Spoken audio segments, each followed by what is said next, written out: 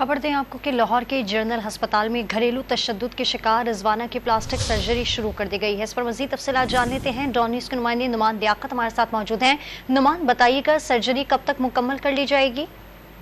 जी बिल्कुल, लाहौर के जनरल अस्पताल में घरेलू तशद्दुद का शिकार होने वाली 15 साल रिजवाना तकरीबन 2 हफ्ते से जेरे इलाज है और कल एक अहम मीटिंग हुई बोर्ड की, जिसमें 2 प्लास्टिक सर्जन को भी ऐड किया गया था और उसमें ये फैसला किया गया था कि आज रिजवाना की प्लास्टिक सर्जरी कर दी जाएगी।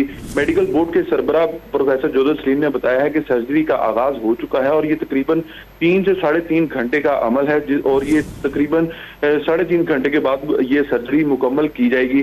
चूंकि रिजवाना के सर की हड्डियां नजर आ रही हैं, एक तो इसकी प्लास्टिक सर्जरी है और साथ में प्रोफेसर जोसेफ सलीम की जानिब से बताया गया है कि कमर और कंधे के जो जख्म हैं इनको भी सर्जरी के दौरान कवर करने की कोशिश की जाएगी। इसके अलावा रिजवाना के दोनों बाजुओं की हड्डियां भी टूटी हुई थी। इस पर इन्होंने बताया कि फिलहाल इसकी सर्जरी नहीं की जाएगी, लेकिन इन्हें प्लास्टर कर दिया जाएगा। जी बहुत शुक्रिया आपका नुमान लियाकत।